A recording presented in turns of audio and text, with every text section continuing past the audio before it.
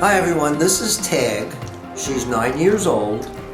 She was a very successful show dog and she had a few litters, and I think she's beautiful, and even now at 9 years old her coat is really nice. But one of the things that we have to be cognizant of when we're grooming our Cavaliers is something that doesn't pop up on every single one of them, but can certainly pop up on any Cavalier, and that is the dreaded Fu Manchu. I say that semi-sarcastically. It is sort of reminiscent of what's called a Fu Manchu mustache. The Fu Manchu mustache, if you're not familiar with it, was a mustache that originated around in the early 1920s from a fictional character named Dr. Fu Manchu, and there was a very popular movie that came out in 1923 featuring a character named Dr. Fu Manchu who sported a mustache that started under the nostrils, came around the corners of the mouth, and straight down. It kind of enjoyed a little bit of a revival during the hippie counterculture in the 60s and early 70s, and you don't really see too many of those nowadays, but I do see them on Cavaliers, and Tag does fall victim to it, and it sort of ruins the beautiful expression in their face. Let me show you a little closer what it looks like. If you look at Tag's cheeks, you can see scruffy hair growing out this way. Turn around this way, Tag. And scruffy hair coming out that way. And we would rather have a clean look to the face rather than the scruffiness of the Fu Manchu coming out. So we do a little bit of trimming, even though Cavaliers technically should not be trimmed as far as the show ring is concerned. But if you have a pet Cavalier, you don't really have to worry too much about what the conventions are for the show ring, but you do want to have your Cavalier looking his or her best. There are two methods that can be used to cut down the Fu Manchu mustache. One uses something called thinning shears. Now, thinning shears look just like a pair of scissors, but if you look closely at them, you'll see that one of the two parts of the scissor has little slots in it, so that when you go like this, it doesn't cut every single hair, it only cuts some of the hair.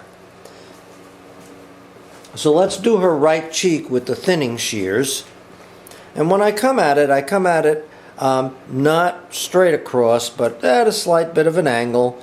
I make a cut and pull, and if you just do various cuts and pulls, it does exactly what the name thinning shears suggest.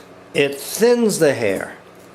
Couple of things to be careful of. First of all, you should definitely avoid the whiskers. If you look closely, you can see her whiskers are right here. You may want to take one finger and hold those whiskers off to the side while you thin the Fu Manchu. You notice that I'm not cutting straight across the hairs. The hairs come down this way.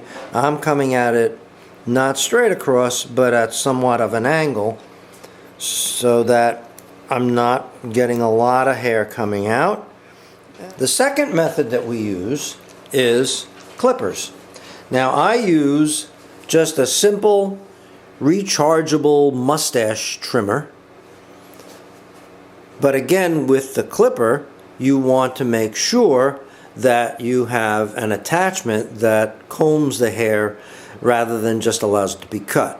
Just like we don't use regular scissors when we're using thinning shears. If you use regular scissors, it would of course look like you had just had a straight cut right across, and it really doesn't have a nice natural look to it.